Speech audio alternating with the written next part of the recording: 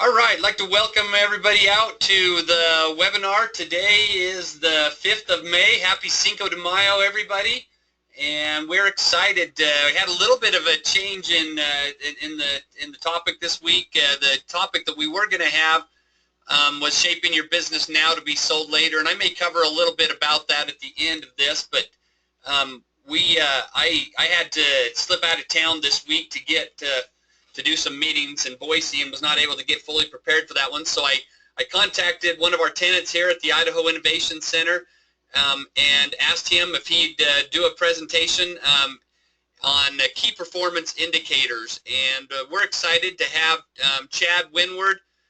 Chad is a CFO for hire here in the Eastern Idaho, and he has a business here at the Idaho Innovation Center, and and he's also been a client with the SBDC for quite a while. We're excited to have, we appreciate Chad stepping in here and covering me because I wasn't able to be fully prepared.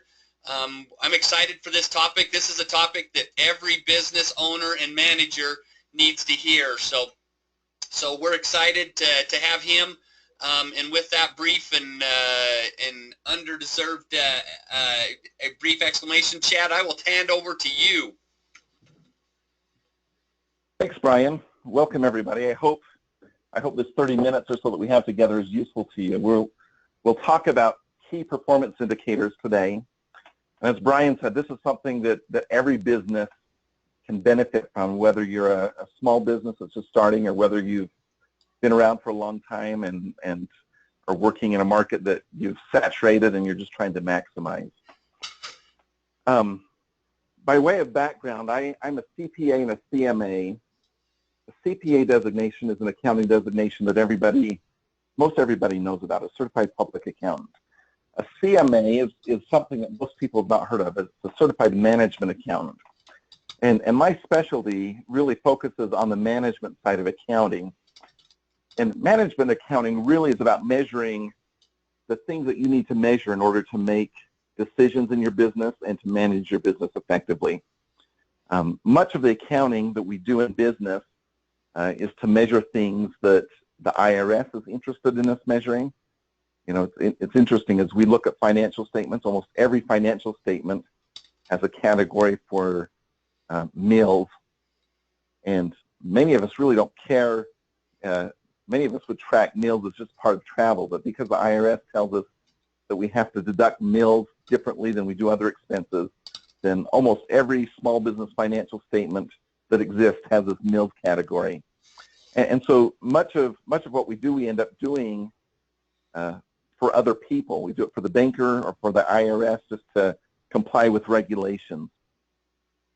So today, I want to talk about measuring things that are meaningful to you as a business owner and that will help you gain insights on your business and not only gain them, but gain them in a timely manner. The sooner you have insight as to what's going on to your business, the sooner you can respond. And in our economy today, response time is everything. I think there maybe was a time, I don't know if it was 20 years ago, if it was 50 years ago, that if you have a good business idea, you could take a couple of years to develop it and improve the concept and buy equipment and get it up and going. And you might have a good 10 or 20 or 50 years with a competitive advantage. And in our marketplace, that's not the case. When a new product comes out, you just don't have very long at all until you have copycatters and competitors. So we'll talk about key performance indicators and how they can help you respond quickly with your business. Ultimately, if you want to improve a specific area in your business, you really need to find a way to measure it and know what's going on. So I want to go through a little example here. I'm going to put you in the office supplies business. And this example is probably typical of the examples that are given in most business textbooks. Very simplistic, gets a point across, but it doesn't reflect the real world. So you're in the office supplies business, and you see three office supplies here, a black pen, a blue pen, and a highlighter. And it's your responsibility to monitor those office supplies, and if something changes with them, then you need to respond to that. Now you see three office supplies there, and we're monitoring, and we go along, and all of a sudden a blue pen disappears. And because there's only 3 office supplies there, you know it immediately by observation that something is missing, and you can respond.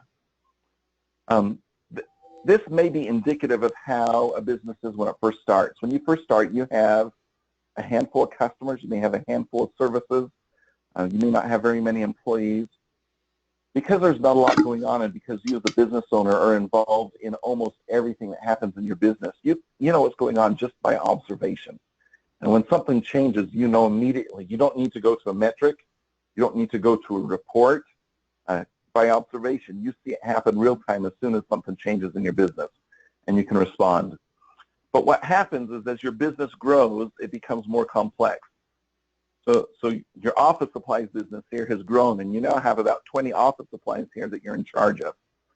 So I want you to observe these, look closely at these office supplies, make sure that you're managing them well, and here in just a second, one of them is going to disappear. Okay, one of them has disappeared. I want the first person that can tell me what's disappeared from those office supplies to text me what's missing in that phone number.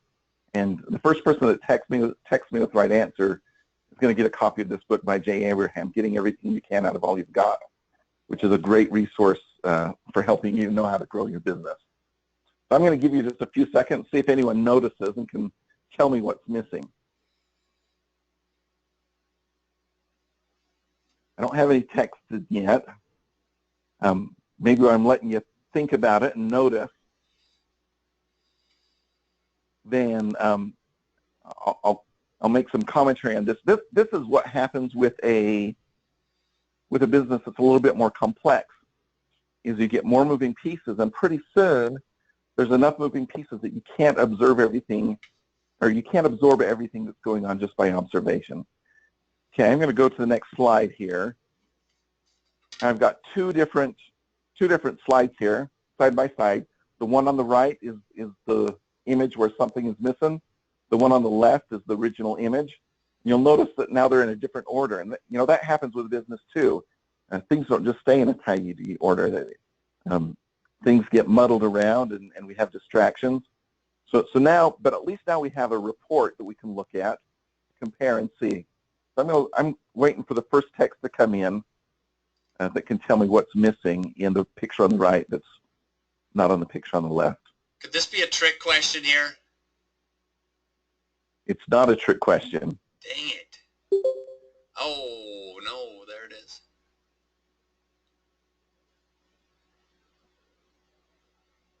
So Brian's texted me, but I'm giving someone other than Brian a chance. We'll give just another few seconds. Sorry, Brian, we're discriminating against you. Dang it. And geez, now that I was looking at it, I'm right. I'm going to give 10 more seconds. I don't think anyone's seeing it. Oh, like you got something Brian, in the chat box that says letter opener. Yeah, the letter opener is right here on both sides, so it's not the letter opener. Okay, I just got a text. I'm not sure who it's from, but it's the clips that are missing. Yep.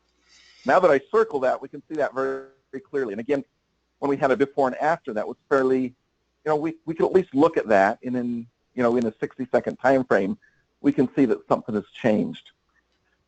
But one of the real downfalls is that as you start your business, you're successful in managing by observation, and so you think that you can manage by observing, and your business grows gradually, and most of the time you don't realize that you've got too many parts and pieces to manage by observation until something big goes missing, and you don't realize it for a while, and you have some sort of pain, and all of a sudden it hits you that you don't have a good grasp of what's going on in every aspect of your business just by observation.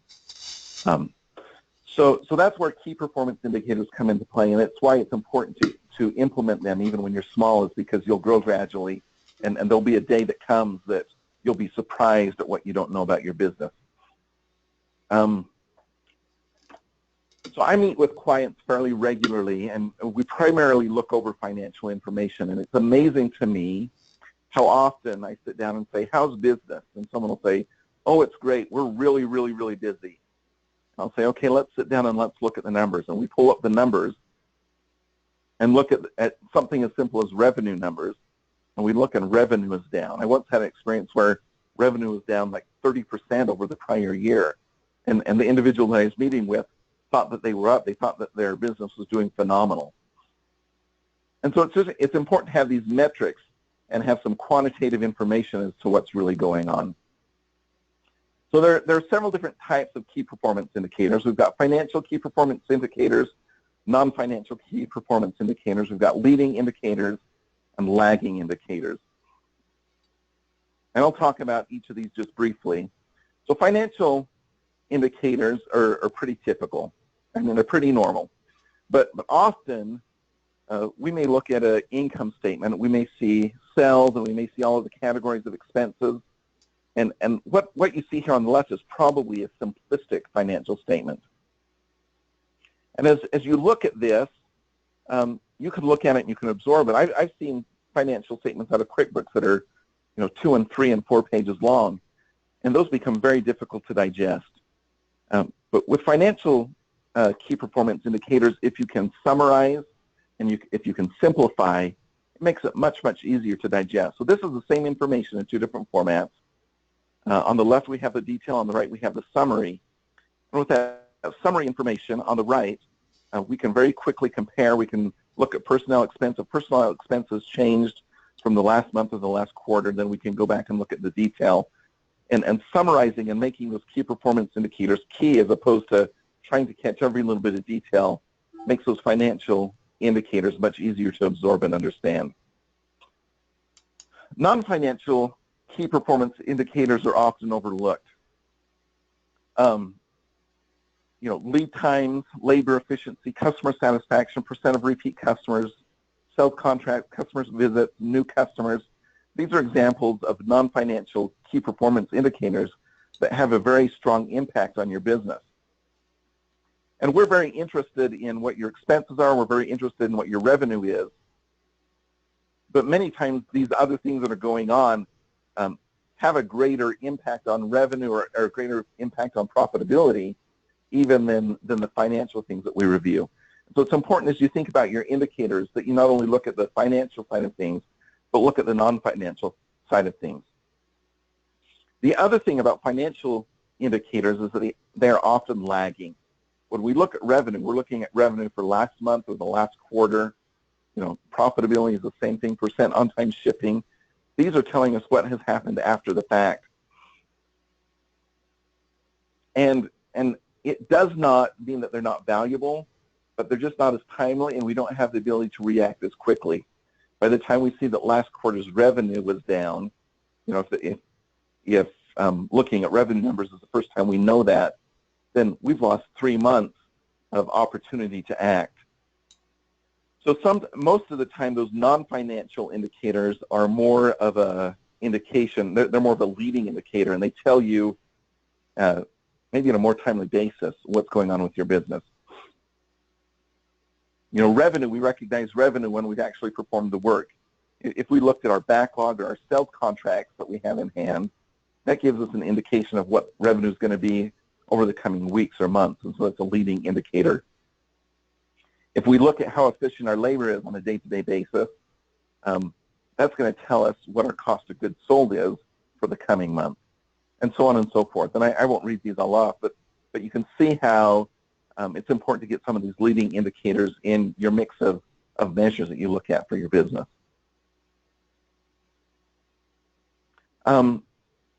So this is my last slide, and then I'll open it up for questions. This is just an example of some traditional metrics and maybe some better metrics that could be used for a couple of different industries. So a mechanic might look at revenue, they might look at revenue growth, they might look at billable hours. Those are very typical metrics. Improved metrics or improved key indicators, revenue is still going to be there, but new customers, as a mechanic, if you are measuring the number of new customers that you had every week or every month, that's going to give you a much better indication of what growth is going to look like. I shouldn't say better indication, but a leading indication. If you looked at the percentage of customers that don't come back, so you looked at customers that you hadn't seen for 6 months, again, that gives you some insight that you don't gain with just the typical metrics. The number of callbacks, the number of people that come back after picking up the car because something's still wrong with it, the build hours percentage, those are better metrics than your typical metrics. A real estate agent always is going to look at the number of houses sold. Again, better metrics would be the number of new prospects contacted, conversion rates, the number of prospects contacted compared to the number of new contracts that are signed, the average days on market. Those are going to be better indications and leading indications of what's going to go on in the houses sold category. These will tell the story before the house is sold tells the story. You know, custom manufacturing, again, revenue comes up. Custom manufacturing, you may have a manufacturing contract that goes over months, weeks, or certainly sometimes months. And so rather than looking at revenue, if you look at sales orders month by month, then that gives you advance notice of what your revenue is going to look like. You know, a beauty salon may look at revenue or commissions, the number of heads per day. And again, revenue is a good thing to look at, but they may look at new customers. They may look at the average ticket to see how much service they're doing for each person that comes in. They may look at the average tip and trend that over time. That's a little bit of an indication of how happy their customers are. So hopefully this just gives you a little bit of an idea of the difference between the standard key performance indicators and metrics that we see and some improvements. Another thing that you want to be careful of is to not get too many metrics. You know, the word key performance indicator means it's an important metric that matters. If you end up with 20 or 30 key performance indicators, I would argue that some of those indicators are not key performance indicators. If you could narrow it down to 5 or 7 indicators that you really focus on, that's the point that you're probably focusing on key metrics. And that doesn't mean that those other metrics can't be looked at, but you may want to look at those separately than your key indicators. So a takeaway from this, in your business, find one area that's critical to your success and find a way to measure it. If you can't measure it, it's very difficult to improve it. And you might measure it with, you know, sometimes it's a subjective measurement. Sometimes it's a quantitative measurement, but almost anything can be measured in some way. I often use the example, suppose you want to improve your relationship with your son. You know, the strength of a relationship is a little bit hard to measure quantitatively.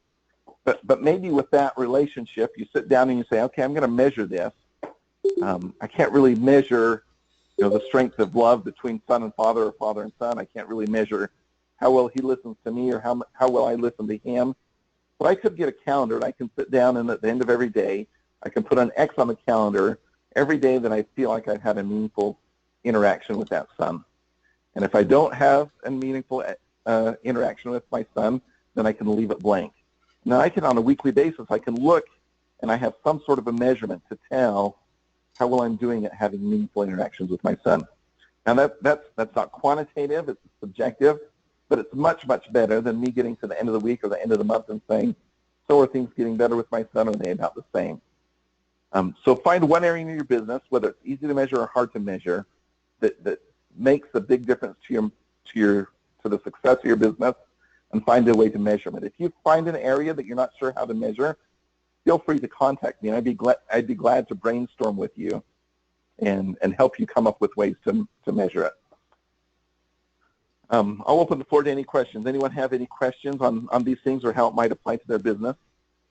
Chad, this is Brian, and a question as far as financial. I mean, give us some ideas of what financials every business owner or manager should be looking at on a monthly basis to judge the polarity or the direction of their business.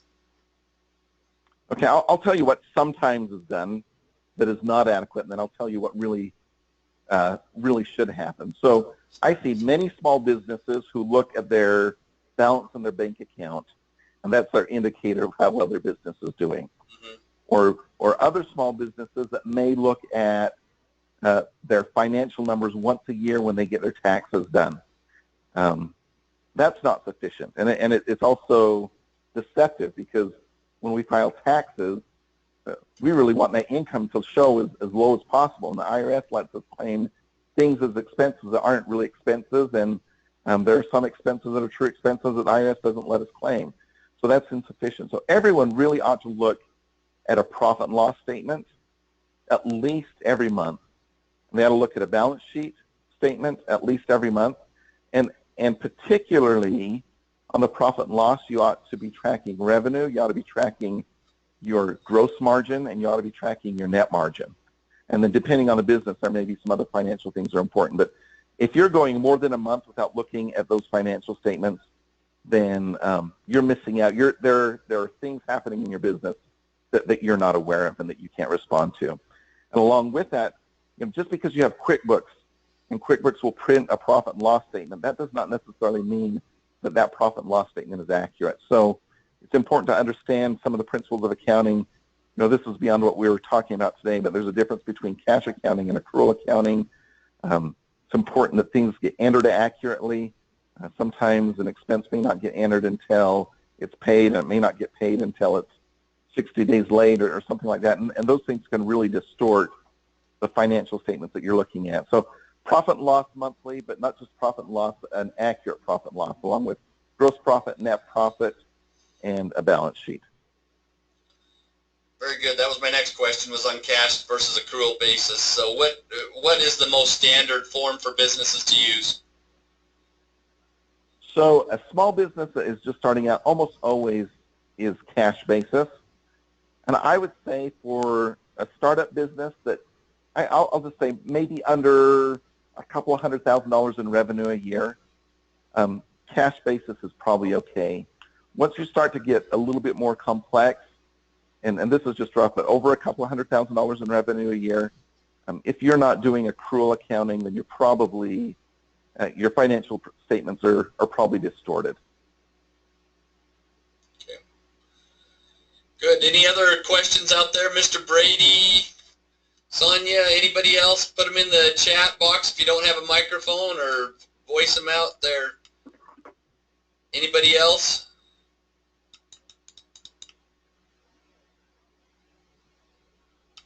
Go back to that slide, Chad, on the four different leading, the different KPIs. You had financial, non-financial, leading, and what was the other one?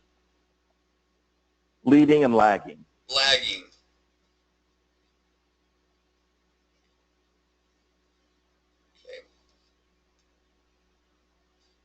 Okay, I don't know who this is that texted me with the right answer. I'll text you with instructions on how to get your book and get your name.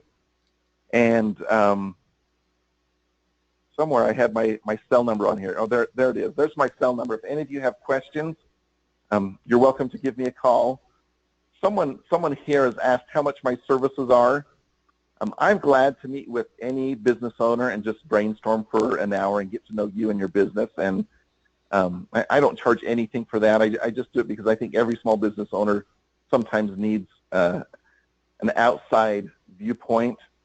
So if you're interested in sitting down with me, I'd be glad to do that with you for an hour. And if there are things in your business that I could help you with, I could give you an indication of what those services might cost. Every business is different.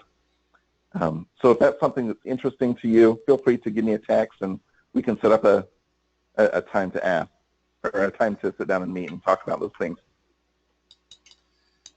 Robert Brady had a question of how do these KPIs influence a sales funnel, especially if lead timing is long? So every sales funnel is different. If you look at the insurance industry is very scientific when it comes to its sales funnel process. And there's a book, and I don't remember the name of the book, but there's a process that many insurance agents go through where they want to connect with a given number of new people every day, and they want to have so many follow-up calls every day, and they have these indicators that they know that, if I make 10 new cold contacts every day, then that should equate to X number of new accounts every day. And so you know, that flows right into the sales funnel process, and every sales funnel is different. But if you are measuring those activities that lead to success, as opposed to just measuring new accounts, you tend to do much better about focusing on activities that will bring you success and not getting discouraged. And especially, Brady, when that sales funnel, that process is very long. If the process is very long, I may bring on a client that I started interacting with, you know, a year ago, and I may not connect those activities that brought that client on to, you know, those things may have taken place a long time ago. And so measuring those key activities, whether it's cold calling, whether it's follow-ups, whether it's, you know, new presentations, those things are important to measure so that you're doing the right activities that will eventually, in the long term, bring about a new sale. Very good. Thank you for the questions, guys. Appreciate that. If there's nothing else, we're gonna end on time. We're gonna be out actually maybe 30 seconds early. But Chad, absolutely phenomenal. I love this contact in any business out there that's really truly growing. This is key things that that you've got to do in order to take your business to the next level. So absolutely great content. We've got quite a following on. We've now got them. All of our webinars are posted, or if in the process of being posted on YouTube, and we'll notify you once we get all those completed. But we've got quite a few people that are following these every week. So we appreciate the attendance today. And next week's webinar is winning with social media, one of our hot topics. Every quarter we do these, so it's going to be a hot topic. We've got a great presenter prepared for next week on winning with social media. Thank you, everybody, for your attendance. We are done, and have a great Cinco de Mayo, everybody. Thank you, Chad, so much. Great presentation. You bet. Thank you.